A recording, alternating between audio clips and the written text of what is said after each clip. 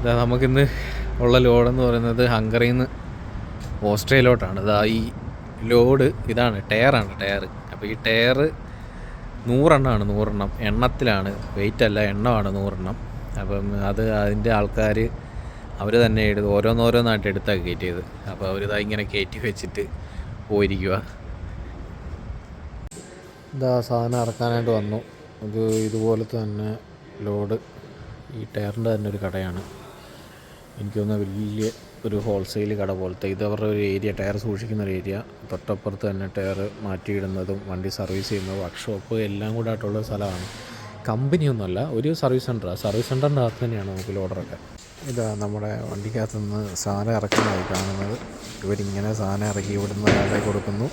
അയാൾ അവിടെ നിൽക്കുന്ന ഒരാളുടെ കയ്യിലോട്ട് ഇത് ഇവിടുന്ന് ഉരുട്ടി കൊടുക്കുന്നു. അയാൾ അവിടെ അടുക്കി വെക്കുന്നു. അത് പിന്നെ റിപ്പീറ്റ് 100 എണ്ണം ഉണ്ട്. ആ 100 എണ്ണം അവരിപ്പോൾ ഇങ്ങനെ തന്നെ ഇറങ്ങും.